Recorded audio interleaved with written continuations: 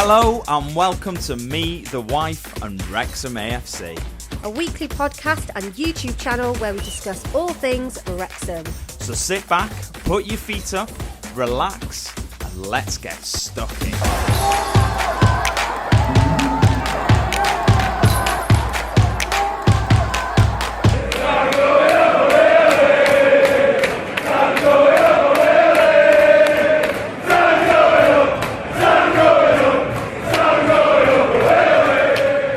Hello and welcome to episode 166 of Me, the Wife and Wrexham AFC. Right, come on, let's get this over with. Let's move on. Wow. I mean... Not been a great week though, has it? It's not been, we're having to readjust and everyone says... always makes these comments, all these new fans, they won't know what it's like to... It's not nice for any fan to have gone through a period of winning, and then you get a reality check, and then you're sort of fighting to build a team and to get back to sort of winning ways. It's hard to take, I think, for anyone. And just because you've been through it before... many years ago, I don't think it makes it any easier, to be honest, when you get a sustained period of winning. And then it stops quite abruptly. We do get quite a lot of comments. Sorry, we both just froze then because Siân's phone vibrated and had a message come through and we both just sort of went, huh? And just stared at each other. Go on. Surprised it was my dad. Yeah. Yeah, we've had a lot of comments saying a lot of Wrexham fans don't know what it's like to be in the Championship. We're two of those people because we were not born. I was. Yeah, but born. you were like in nappies. You weren't like compos mentis and no. you didn't. Yeah, you could hardly hold your head up. We'll get to that anyway when we talk about QPR. But coming up on this week's show, quick little injury update on Ollie Rathbone. If you haven't seen that already or you haven't read that this week, we're going to have a chat about the ticket ballot. Obviously, that's been going for a few games now. Just sort of go through that and see how that's getting on. We're going to talk about some away ticket prices. We're obviously going to talk about QPR and we're going to look ahead. Very briefly. Unfortunately, it makes up the bulk of the show. We can't change that. We're going to look ahead to Norwich on Saturday, and we've got the quiz as well. A few of your comments thrown in there. All the usual stuff that you love or don't. I don't know. Whatever. So, Ollie Rathbone first. So, we had a comment from Phil Parkinson earlier in the week. He said, I just wanted to make sure Ollie got through this week in training and the signs are looking positive and he'll be back in a couple of weeks. We need Ollie back. He's a key player for us. He was instrumental for us last year. He's a player who has played in the Championship. First year did well. Second one was a difficult one at Rotherham because they had a very weak squad. But he's played at this level, and when he signed for us, he was determined to get back into the Championship. His start to the season has been curtailed by, but obviously he's a very naturally fit player, and the sooner we get him back involved in football, the better. His energy and quality, I can't wait to get Ollie back with us. Yeah, that's true. He did sort of follow that up later in the week. He said, I think Ollie is closing in. I just wanted to make sure Ollie got through this week. So basically, he's close. He's training. He's got through a week of training. And I think signs are positive, Hopefully, because like Parky said, he was very instrumental. He is probably one of the players that you cannot, and I would be very angry with people who do, say that Ollie doesn't put 110% into every single game. He is constant. Do you know what? I quite like the idea because we've got Lewis O'Brien and Ollie Rathbone who just are constant. And I think them two on the pitch together, I think it'll be a... Is it? What do you think with them two? Would you want to see both of them playing, yes. Or is it an either or? No, both of them. I think we need both of them. Okay, let's play devil's advocate here. So we've got Matty James, we've got Ben Sheaf. we've got Dobbo, we've got Ollie Rathbone, we've got Lewis O'Brien. You can really only pick 3 of them. Ollie Rathbone. Yeah. I'm going to go by experience. So Ollie by what I've seen so far. Okay. So Ollie Rathbone, Dobbo, because I think he's doing amazing at this, at this level. Yeah. People doubted him, you included. I did, yeah. Yeah, but I think he is doing amazingly well. And I'm gonna have to. I'm gonna have. Who did I say so far? You've said Dobbo and Rathbone. I'm gonna have to say Lewis O'Brien. Okay. I know purely because yes, we saw Ben Sheaf play on Saturday against QPR, but for me at this moment in time, I've not seen him enough to kind of say, yeah, I want him over Dobbo or Rathbone. Yeah, I think. Yeah, I think I'm not sure the mix is quite right in your midfield. I think you need someone in behind too. So I think you probably need Matty James or Ben Sheaf in behind Lewis O'Brien, Ollie Rathbone. In that little unit. For me, I'm just going by my heart. I know. Not tactics or anything. Look, I'm not saying you're wrong. I'm just saying I think it's so difficult to pick a midfield 3 out of what we've got. When Can Ben, we not have more in midfield? We can, just but have all of them. Yeah, but we've got the back 3 and the wing backs, haven't we? So that takes Parky up. needs to change his transformation. But that takes up practically, with your 5 there and your goalkeeper, that's half your team. So it doesn't leave a lot of spots. I think it's very difficult. I saw enough of Ben Sheaf on Saturday to know that he's there or thereabouts. He overhit 1 or 2 passes when he first came on, and then he found his range and he started spraying balls out perfectly out wide. I thought he was very good. Worth his money? Time will tell, won't it? We don't actually know how much he was worth, how much we paid for him. Well, we do. It's 6.5 million, wasn't it? But yeah, okay. Look, I think, he looked very good, and I think it was quite telling that when he came on, Matty James came off, and I think that might be a slow-ish transition, but it is a transition that will happen for me. I think Ben Sheaf has come in to take that Matty James spot. And I think that's probably what's going to happen. Do you reckon Matty's gone in the January transfer No, window? nothing like that. No, we need him around. Nothing like that. But it's very hard when Ollie comes back because you can't take Lewis O'Brien out of that team. Arguably one of our best players this season. And you've commented on him lots of times, going he's just everywhere all the time. He's good on the ball. So impossible to take him out.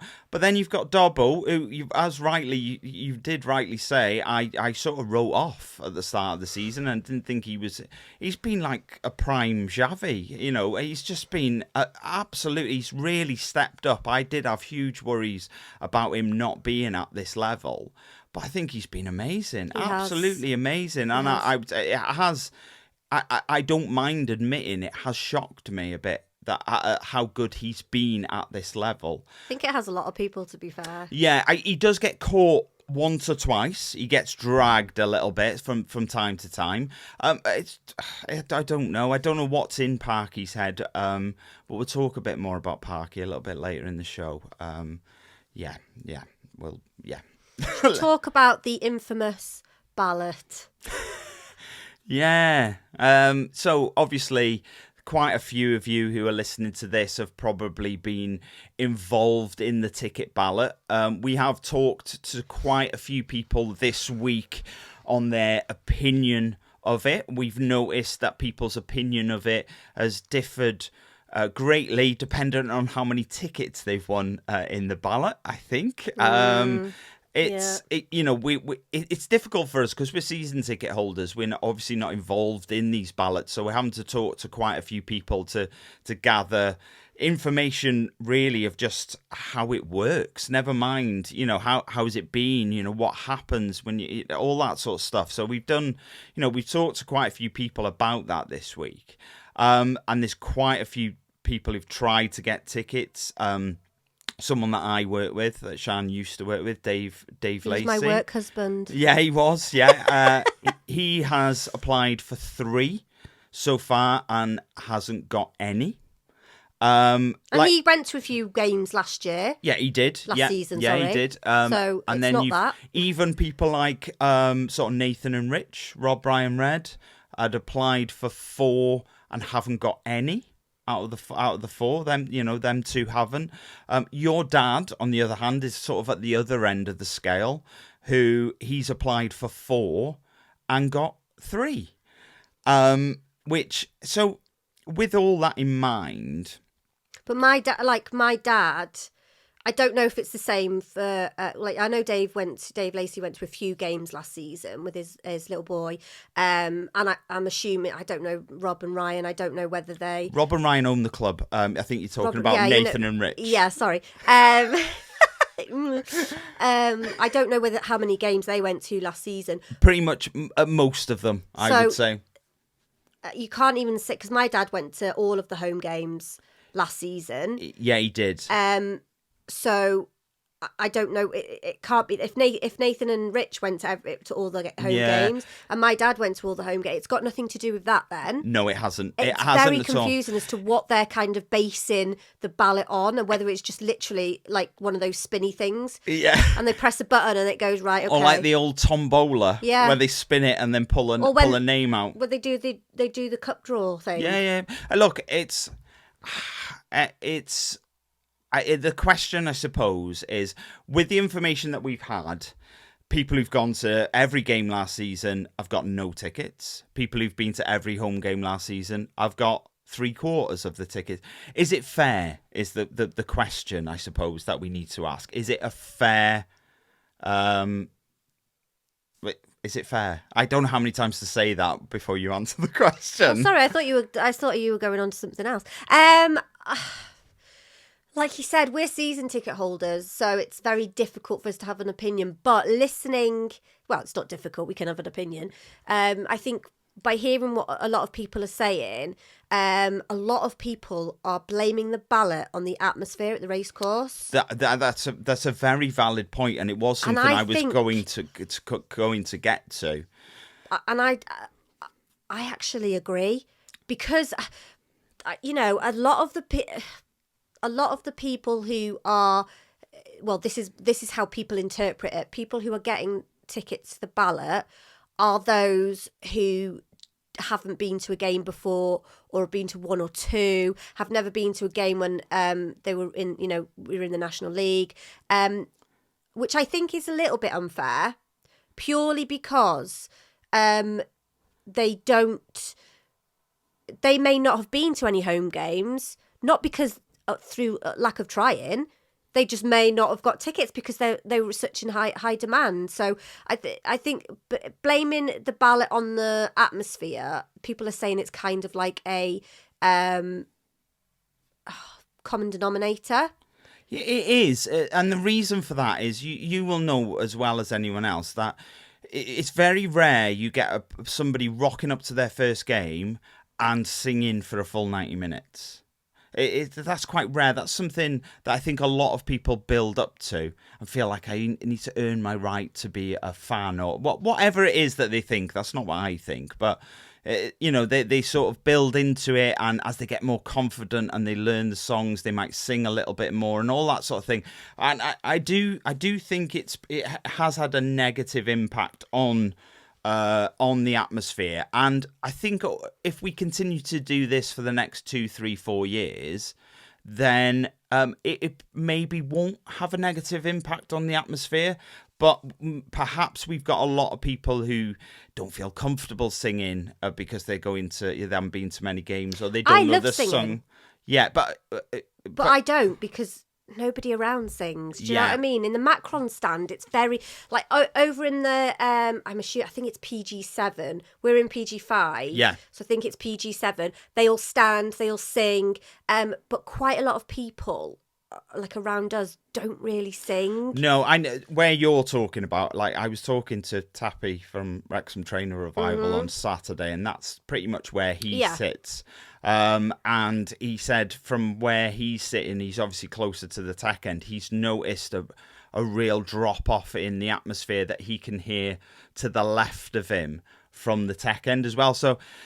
Yeah, it might be a contributing factor. We don't know, and it is one of them. You'll get people who turn up to a game and just go, right, I need to know all the songs. I want to know now, or already know the songs because for whatever reason, and they're straight into it. Some people might be a bit more reserved, and the people who maybe were sitting there last season were week in, week out singing, every minute of a game.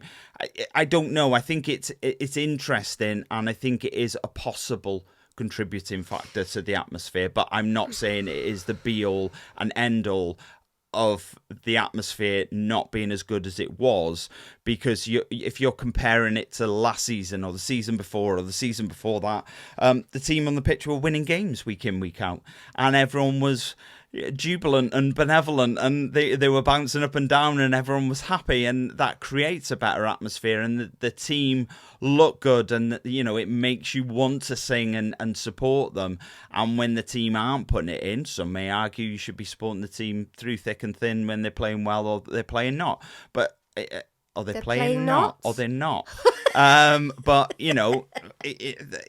everyone must understand that when a team that you've got in front of you don't appear to be putting in the performance that you expect from them, that is going to have a detrimental effect. So I think there's lots of contributing factors to this. Performances, results. The ballot might just be another thing into this as well. And we're not, I am not saying for 1 second it's because there's people that don't go week in, week out. That's why the atmosphere is suffering. I think there's lots of things that are contributing to a poorer atmosphere. There is one thing that I don't agree with, and a lot of people have said, and I saw a comment, and it said, I'm not going to mention who put it, but they put basically... somebody was going on about the ballot and about the atmosphere and blah, blah, blah. And they basically said that they saw at least 4 Americans in the turf who've obviously... What's that got to do with anything? Yeah, exactly. Who have got like their merch on and their bags and all this, and then they've got tickets and stuff like that. Blaming the Americans for you not getting it, or who international fans as a whole, for not getting tickets... but this person has season tickets, so the ballot doesn't affect them. Right. Well, they've got 3 season tickets, and they always try and get another ticket. Yeah.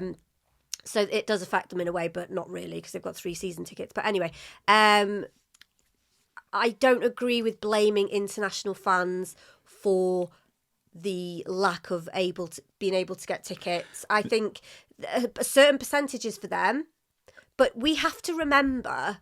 Right, we have to remember, if it wasn't for international fans, then we wouldn't, they have bought a lot of, what's the word? Income, would you say? Yeah. Like buying merchandise. You always try and get me to finish your point. Well, yeah, I don't know what your point is. Well, you should know. You've been married to me for 12 years. Yeah, they've bought in a lot of... a lot of money by paying for iFollow or whatever, coming over, spending money in our towns. And do you know what I mean? It's just like, without them, we couldn't pay for the players that we have now got in this championship. You don't know that. That's an opinion, isn't it? You can't say well, they that definitely contributed as of when. Yes, that's the correct point. They've contributed. You can't say we wouldn't be where we are without them, because you don't know whether we would have filled that stadium without any international exposure. You don't know that, but that's an I impossible think it's thing. definitely helped, though. Of course it has. I'm not saying it hasn't. And I think it's more from the international merchandise revenue that we're bringing in. Revenue, that's the word I was looking for. See, you did know what I was saying. I don't know. Look, It's a bit of a difficult one. Let us, send in your comments about what you think of the ballot. And I think because it'd be interesting to see. We will come back to this because obviously, we've spoke to quite a few people. I think it's more the fairness element of it. I want to know your opinion on, because obviously, if we just take two people that we've spoken to, one person's got 0 out of 3, and then your dad's got 3 out of 4, and then because the argument to that is, why is that fair? That, what wouldn't it be fair for him to get 1, him to get 1, him to get 1 out of 3? Do you get me? I'm not saying just because you've won 1, you need to be excluded from this ballot, but there are a lot of people. All I seem to see in comments about the ballot is someone going, "I've got all of them," or someone going, "I've got none of them." And that just seems like such an unfair split because you want more people to come to the games and to see the games.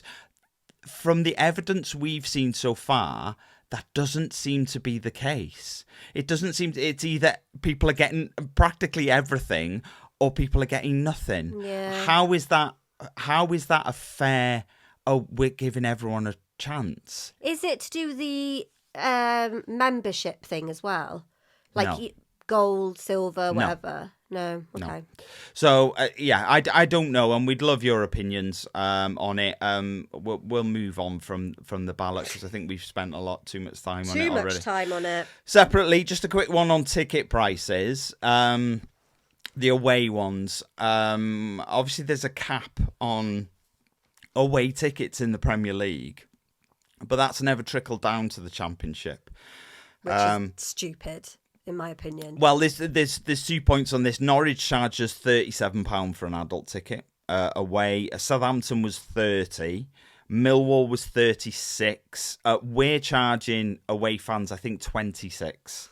Now, I don't know how to feel about. I know we were talking the other week about Coventry we're charging Birmingham £40 for an adult, and wasn't it under 18 was 35, I think. Something like that. So you're taking your 5-year-old or whatever, it's £35, which is ludicrous.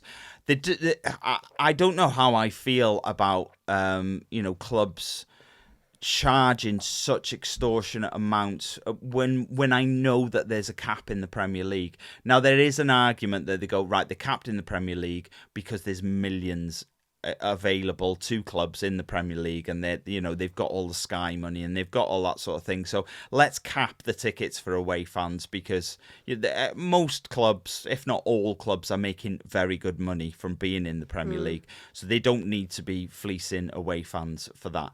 Anything below the Premier League, it's perhaps the FA are looking at it as, do what you need to do to survive. Because that sort of thing, and that's how it sort of feels at the moment. But yeah, another one. Let us know how you feel about away tickets. Are the prices too high? Do the prices reflect the sort of what you get at the ground? It's a nicer ground and all this sort of stuff. What are we paying the extra for? So yeah, we'd love to hear your comments on that. But I think we've talked for so long about tickets. I think we'll probably move on. It's probably better to maybe talk about QPR. Yeah, go if we have to. If we have to, I suppose. So the starting 11, we did mention this on our live yesterday before the game. So we had a Conquo in goal.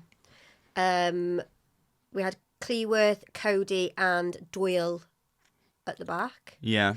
And then we had Longman on the right, McLean on the left.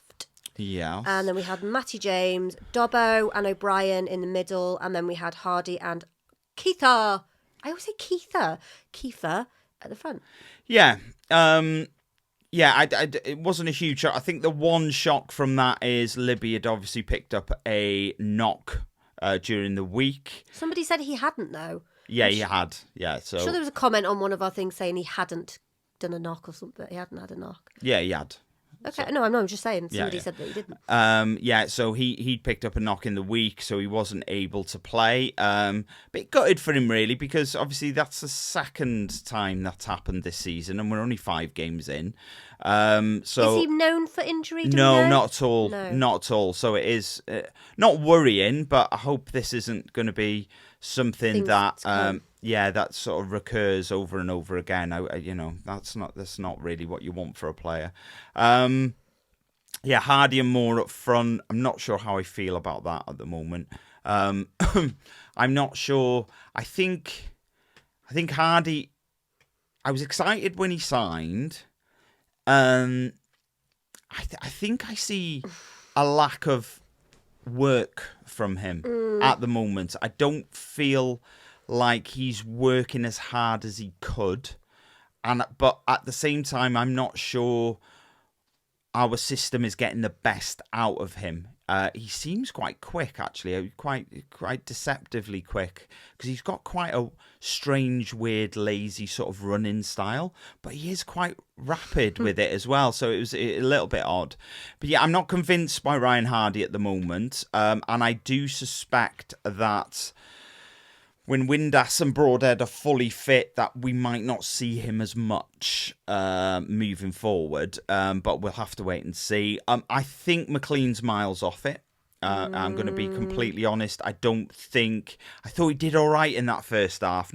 But he gets caught way too easy. He likes going for. I think when you convert somebody who's been a winger or a midfielder or even a striker at times in his sort of earlier career, and then you convert them to somebody who does get forward, but as a wing back, you've got to get back as well.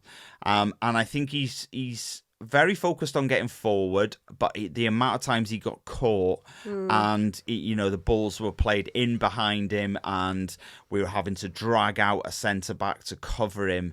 It happened a lot on Saturday, and I just think he's off it. He is quite off it at the moment.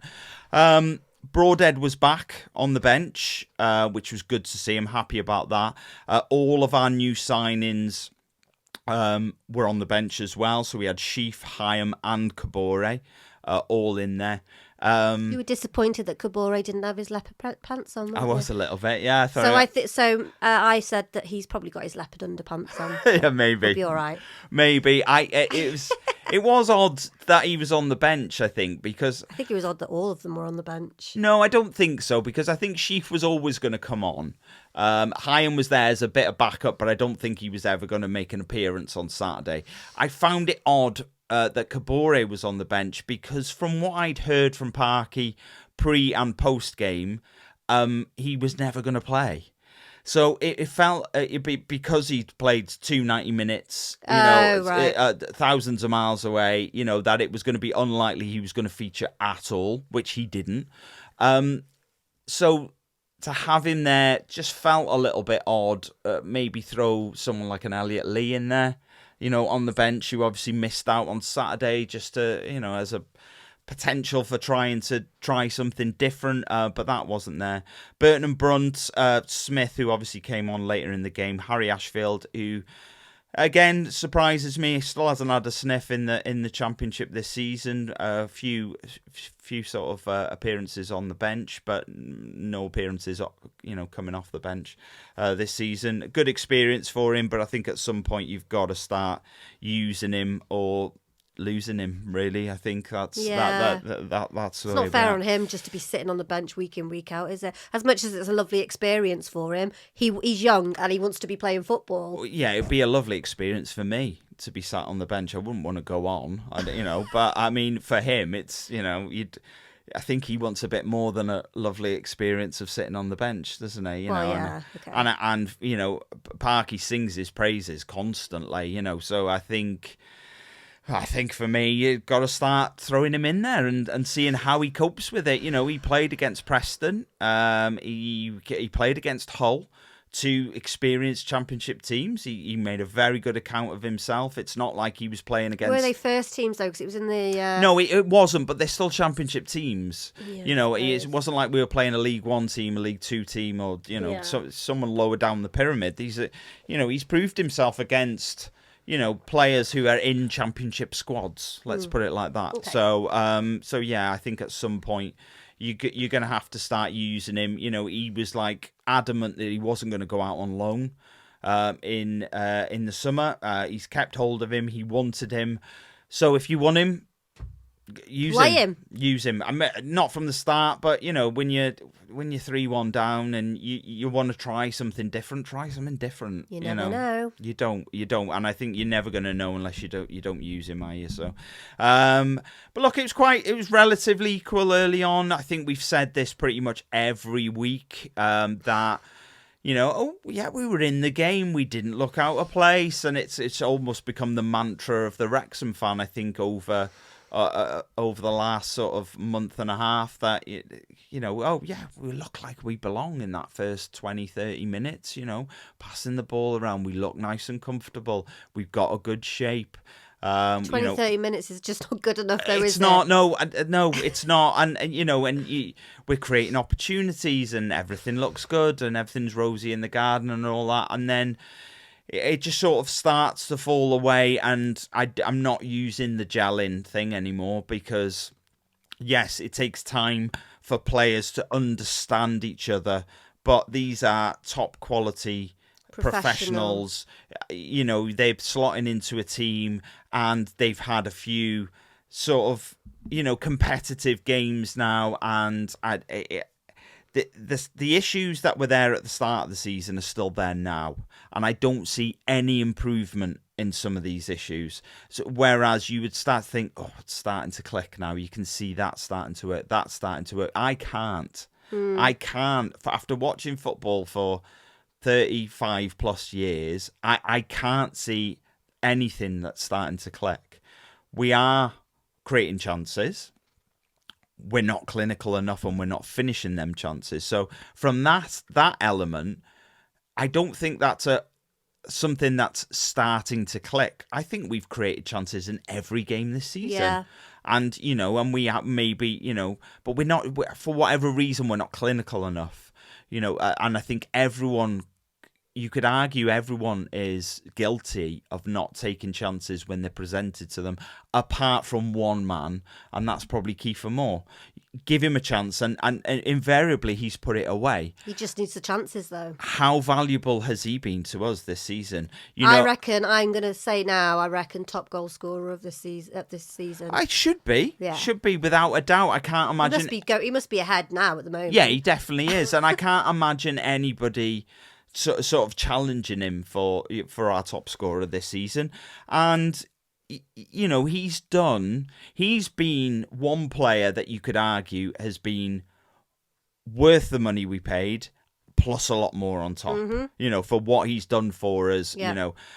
Lewis O'Brien, another one. Yeah, I would argue that he's looked very good, and but I think Kiefer's the one that's really not winning us games, but he's keeping us in games with goals, and he is sort of driving the team forward. But yeah, QPR had a goal disallowed for offside. I've watched that back. It was offside, but it's a bit of an alarm bell when that happened. And why? Then how so? Why was it an alarm bell? Just because of we looked quite open in the middle. I think it was from a corner, possibly, and then it bobbled around a little bit, and then it sort of went back and back forward. We lost the first ball, we lost the second ball, and then it went through. The lad was clearly offside, but for me, it's sort of alarm bells that, someone like Connor Cody, you want him to be big, strong, go and win that, but you want that from all three of your centre-backs. You don't want the ball bouncing around and bobbling around and people swinging legs at it and missing it. So when that happened, for me, it's a bit of an alarm bell. It's like, well, right, we need a bit more composure here and actually do what you're sent out there to do. And you're sent out there to defend, and you're not really, I hate seeing that from that sort of thing from defenders. You want someone to just be a bit commanding. And for me, that's what Cody's there for, to be commanding and to just, clear the decks and get rid of anything that comes in there. They scored their first goal. Again, a ball bouncing around in the box. It looked very messy, didn't it, around there? It was extremely messy, and Arthur was a little bit hesitant. He was hesitant for a split second. The winger sort of nipped in. Arthur did get there, because I think the winger got to it first, which he never should have done, because Arthur, you could just, if you watch it back a few times, you can see the hesitancy from Arthur of coming from that. And in the Championship and above, all it takes is a split second, a quarter of a second, to be hesitant, and somebody is in there in front of you. He got in there in front of him. Arthur did save it, but in doing that, it bounced off Conor Cody, and obviously it was credited to him as an own goal.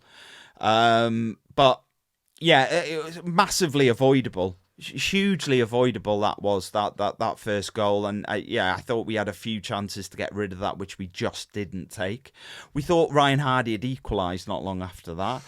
Yeah. On his weaker foot. Ball went through, long ball over the top.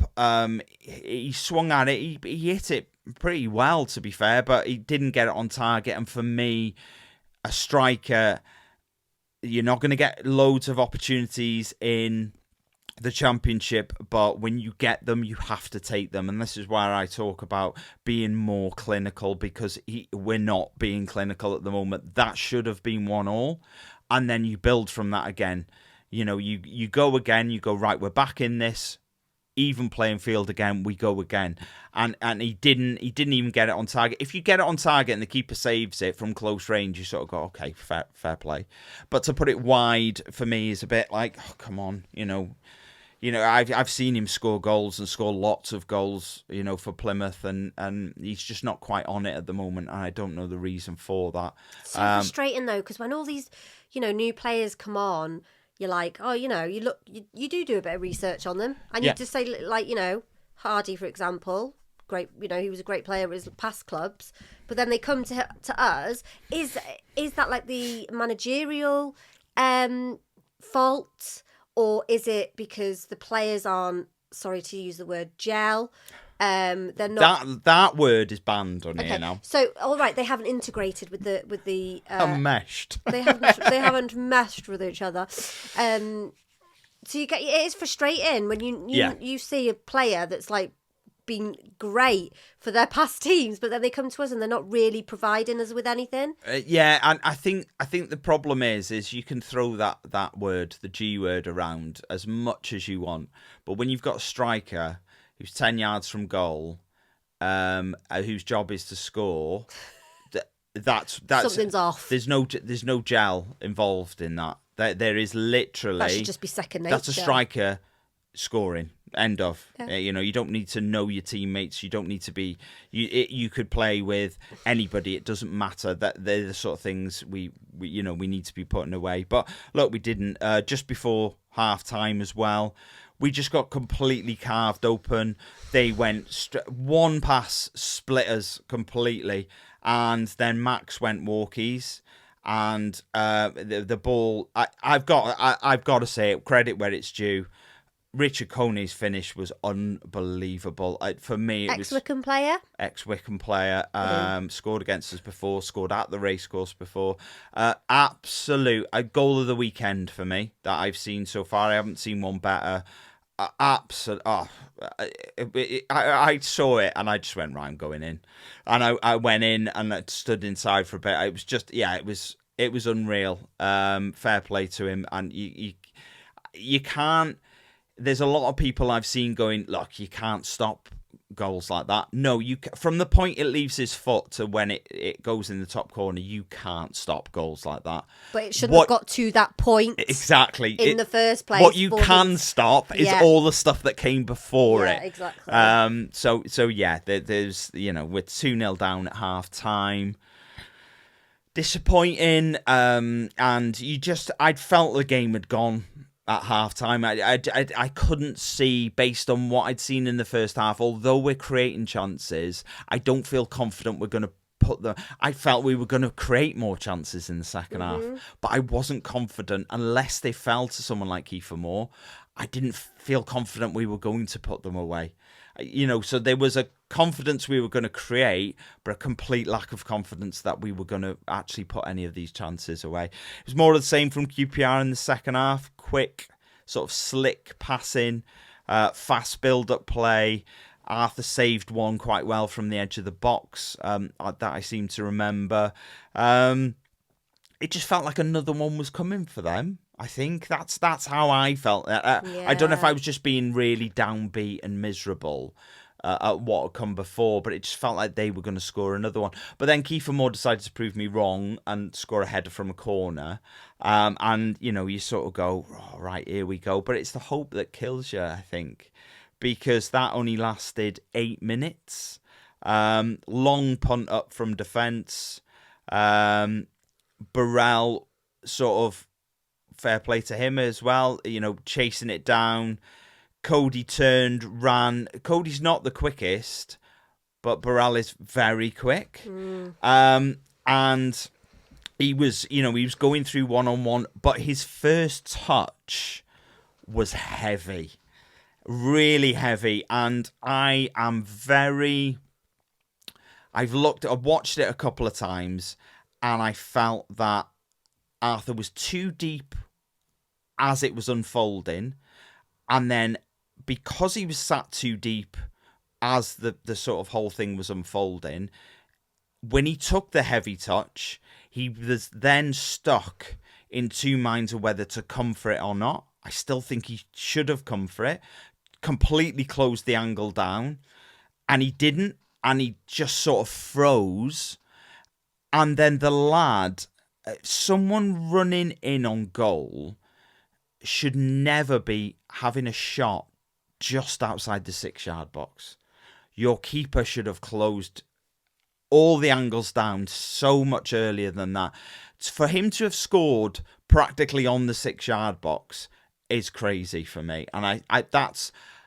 Cody's too slow. Did he do anything wrong? I don't think he really did anything wrong. He just did what was within his abilities. A lot of people, because he's not fast.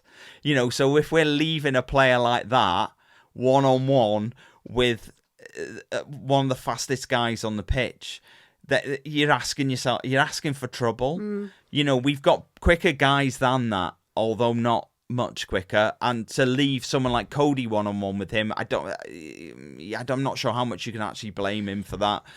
A lot of people don't like Cody, and I get that, but I think in that scenario, I think it was very hard to sort of blame him for that one. I would lean more towards blaming Arthur for that, for not coming out. Could he have got there before that the striker after that heavy touch? Maybe, but he certainly could have closed the angle down for him, and I don't think he should be scoring that at all. It should have been 4 after that. Dembele went through. Arthur went back again. Just looks complete deer in headlights. He got lobbed. We were very lucky to see it come back off the post. But like I say, Arthur didn't cover himself in glory. I don't think on Saturday there was a few instances that he froze for me. Yeah, he did. And it's the whole understanding of your ability to get there, because he's done it before where he's come out and he's made a mess of it. Blackburn, springs to mind when we played them in the FA Cup. Came out, made a huge mess of it, and they scored from it. And I don't know if that's playing on his mind a little bit, that he doesn't know what his ability is to get to a ball when it's coming through like that. He needs to have a bit more confidence in his convictions, doesn't he? For me, I think he needs to... so when he's not involved in play, I'd like to see him further out of his goal as more of a sweeper keeper, sort of not standing on the halfway line or, in the centre circle like a lot of modern keepers tend to do, but just a bit further out, because I just think he gets caught in two minds too often. We always struggle against fast players. And there's going to be more and more of those in the Championship, isn't there? There is going to be a lot. Yeah. And we do struggle against them, and they had some quick players, and we didn't know how to deal with it, I think. It's not like Smith had a couple of chances, couple of headers, one he put wide, one he put straight at the keeper. We had more shots, more possession, more shots on target. More big chances created, more touches in the opponent's box, and a higher XG than QPR on Saturday, and we lost 3-1, and we didn't even look like we were in the game. So at times we didn't look like we were in the game. Yeah. At times, sorry, I should say that. So yeah, I don't know. I was sort of a bit baffled. They rolled us over, tickled our tummy, and then went back to West London with 3 points, and did all of this with arguably their best player missing in Ilias Chair. And I dread What a name. Ilias Chair. Ilias Chair. He sounds very posh. He's not. But yeah, I dread to think what might have happened if they'd have had him playing as well. 7-0. Parky did say after the West Brom game, he said that teams need to earn the right to score goals at the Racecourse. What, our players? No, away teams need to earn the right to score goals at the Racecourse. And I'm not sure they do at the moment. I'm not sure they do need to earn the right to... It's a very bizarre thing to say. No, what he's saying is they need to earn the right to score here. We can't just give it to them. Right. But at the moment... I get it now, yeah. At the moment, they're not having to earn it. No. We're gifting it to them, aren't we? At the moment, I think so. And the worrying thing, the biggest worrying thing for me at the moment is only one visiting team. This is league and in the cup. Only one team has failed to score 3 against us at home this season. Only one. Everyone else has scored 3. And the team who failed to score 3 against us scored 2. Scary. So we have conceded 11 goals in 4 home games this season, which is practically 3 a game, which is something that has got to change, and change quickly, because we're a soft touch. We're 1 away at this moment in time to the relegation zone. Yeah, we're 21st. Yeah. We're 21st, and we are a soft touch at the moment. Teams are not coming to us scared. No. They're coming to us like they were last year. They scored 3. They scored 3. They scored 3. They scored 2. And they're bottom. Well, not bottom, second to bottom. So teams are coming going, fill your boots, lads. Walk in the park. That we are a soft touch at the moment at home, and that's the worrying thing. And my question for you is, if it carries on like this, how long, in your opinion, until Parky's in trouble? Christmas. So, TalkSport reported this. They said that Rob and Ryan are discussing Parky's future at the moment. For me, that's clickbait. I don't think that is the case, but that has been reported. Ryan was there on Saturday. He was there on Saturday. Rob wasn't, so it's not really. Yeah. No, but so you think if it carries on like this... I don't want that to happen. I'm not saying you want it to happen. So you think if it carries on like this, at Christmas, serious questions need to be asked. Yeah. But you would give it until Christmas. Let all the new players bed in. They're all moving house. They're all moving into a new area. They're all putting their kids into new schools. They're all trying to settle their wives into whatever. You get me though. It's like they're doing all of this. It'll take time for them as individuals to settle in a new area or wherever it is that they're moving to. So you would say Christmas, we're still in this position, then what are you saying, out the door? Or you say sorry, that's an unfair question. I think what I'm trying to ask is, has he built up enough credit in the bank that we go, you've got a season, mate. You've got a season. I think yes, possibly that is what will happen, but we can't. No sentiment in football, though. No, that's the thing. No, I know, but there's no. I got the hiccups. I just think it's because I'm just full of hot air. I think that questions have to be asked. Yes. Not necessarily Parky out. No. But questions do need to be asked at why are, his managerial style up to the point where we promoted him from League One to the Championship. Yeah. It worked. Yes. But there's just something about, he's never done well in Championship. He has not, no. So I don't. It's such a difficult thing because I really do like Parky, and I think he's such a great guy, and he's done so much for us as a club. Yeah. But something has to change.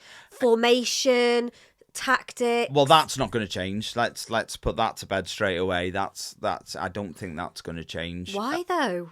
That's just the way he plays. Yeah, I know, but it's obviously not working. So surely something in his head is like, oh, this isn't working. No. Let's try some. He did, like last season. We did switch it. We did switch it at the end of the game. So we went to 4 at the back. Cody came off. And did we swap Cody for Broadhead, I think? So obviously more attacking player. We went to 4 at the back. I don't know, but I'm not sure 3 at the back is the way to go in the Championship, if I'm completely honest. We will have to wait and see how that pans out. I'm sort of with you. I think I don't want to be sitting here talking about how long's the manager got. But for me, I don't see any improvement from game week 1 to game week 5.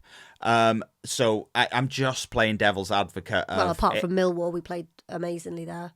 We were better. I don't think we were amazing. Okay, yeah. So just trying to blow smoke up. I don't see. I saw all of the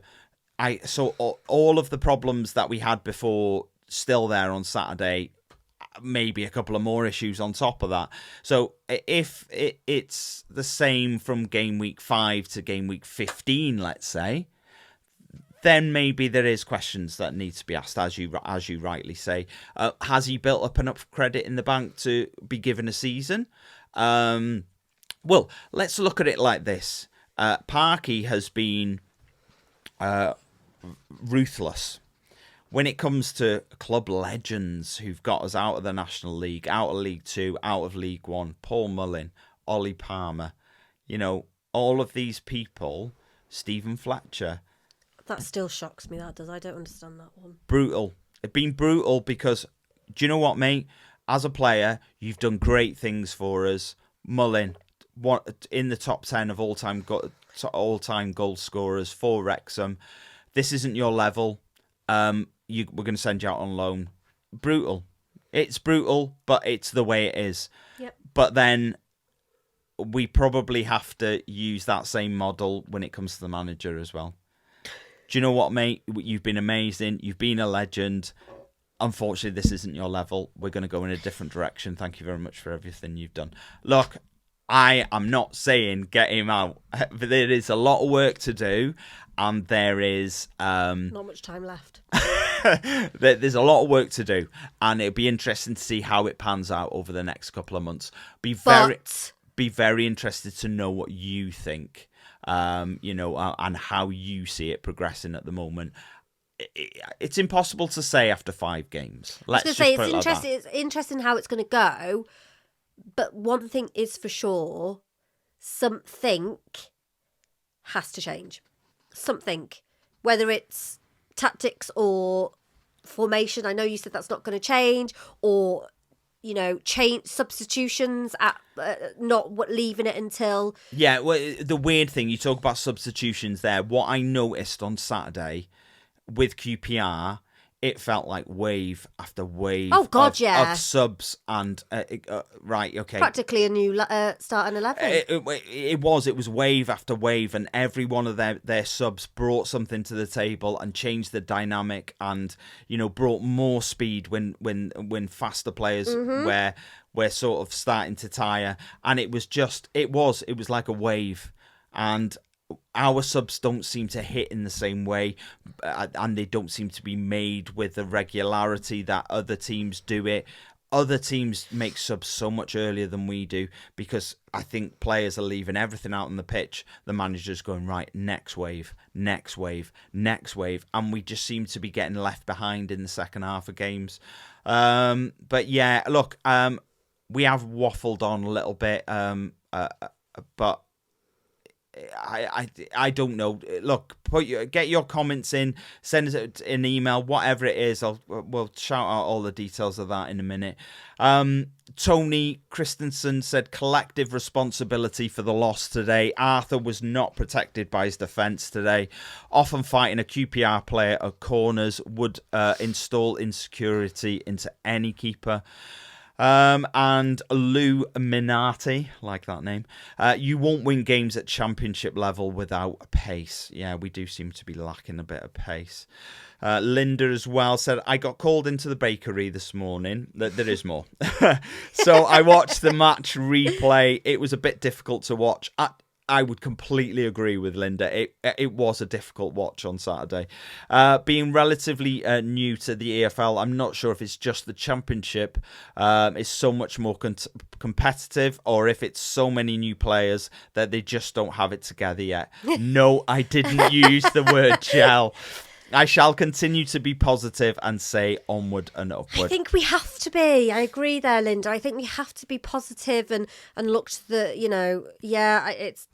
it's very difficult to know. It's very difficult, and I want to make it clear we are opening up discussions here. We're not saying Parky should leave. No. We are not saying that we know better than he does, because we don't. Absolutely not. We're just interested in what everyone thinks.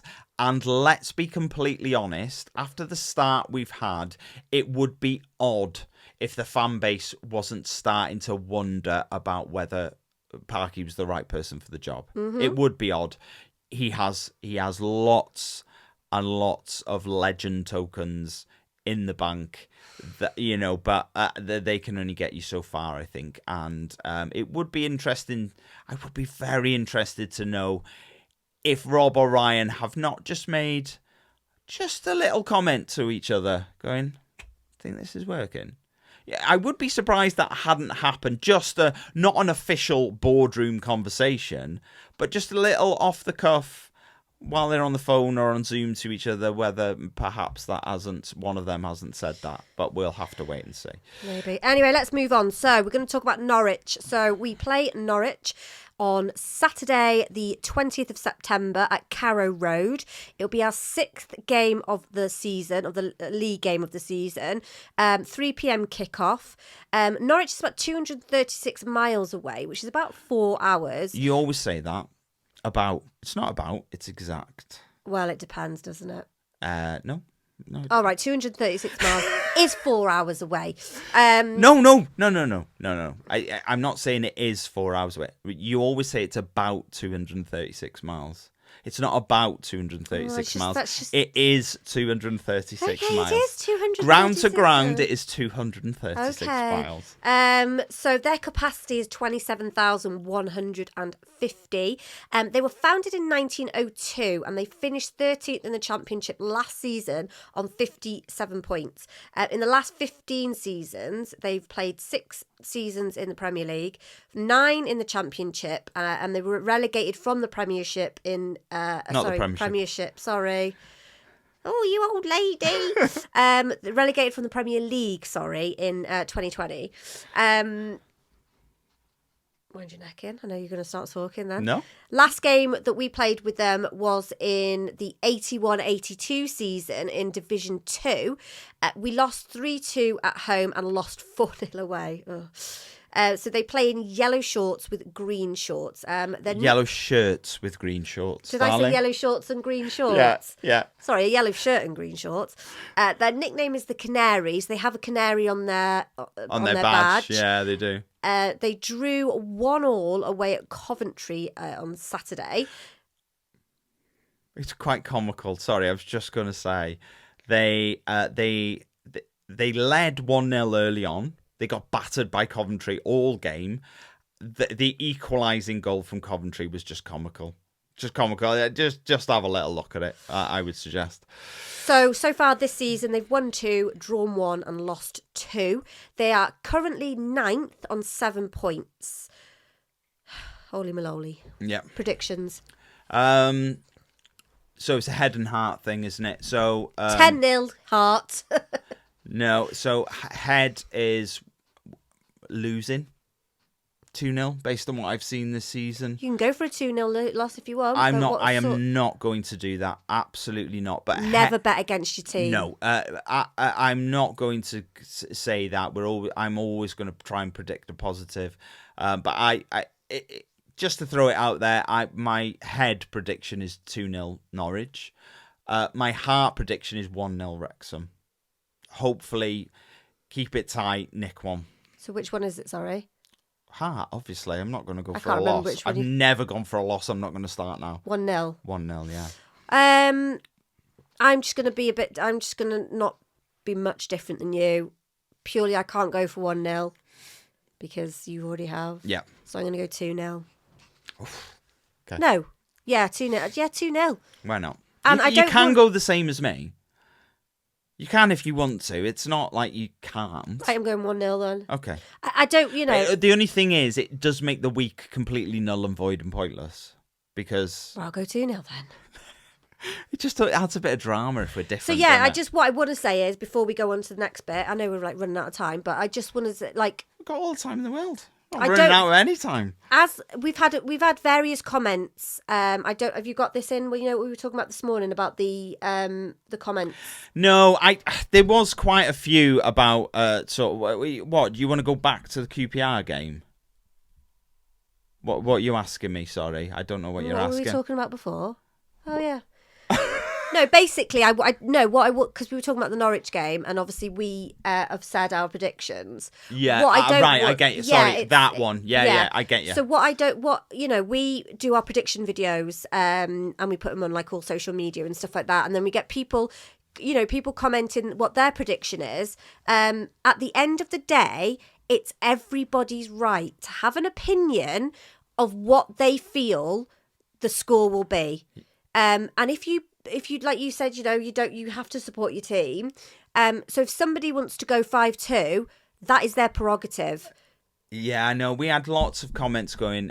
People comment and they go saying you're delusional, but and all that sort of stuff. It's whatever. If you don't like something, you have, and I've said this, you have the power to scroll on by. You do not have to put a comment. I know. Yeah. Look. So anyway, moving on. Fantasy EFL update. So currently, we're going to do a bit more of this. And dig down a little bit deeper into this when the season's properly up and running. But at the moment, we're just going to be reading out who's first, second, and third. I think that's the way to do it. So still first is A. Wilcox. Second is Nick, and third is Joshua.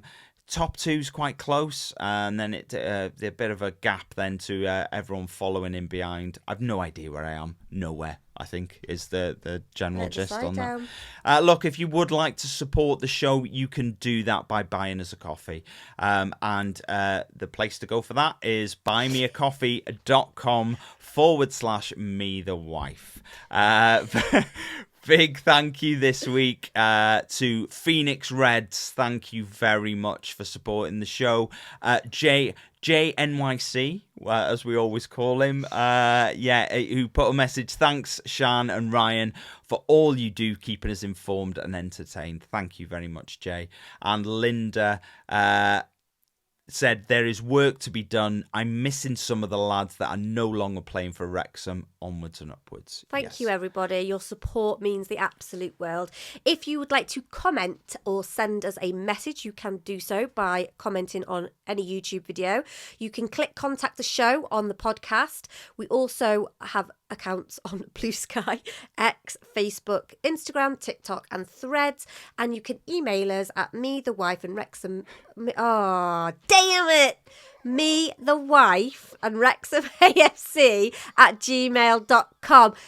Darn it. Funny. I've done it so well the past few weeks, and I just, it's because I looked at you, you put me off. Quick shout out for Dragon Chat. It's a mental health peer support group. They run 2 weekly Zoom calls. One is on a Monday at 8 p.m, and that is for women. The other one is at 7 p.m. on a Thursday, and that is for men. Best way to get on them calls is you go to the Wrexham AFC website, go to the communities tab, scroll down to health, and you'll find Dragon Chat in there. Alternatively, all the details of how to get on the call are in the description of this and every video that we have ever done on YouTube. Quiz time. I've gone simple this week. I've gone true or false. Some people like it, some people don't. It's just easier to do. So that I've gone with that this week. Are you ready? Yeah. Question 1. This is the first season since Ryan and Rob took over where we have won only one of our first 5 league games. True. That's false. That is false. Yeah. First 5 games in League 2. We won 1, drew 3, and lost 1. So it's not the first time. Question 2. We've conceded 8 goals. Sorry? You said it's not the first time? Sorry, what?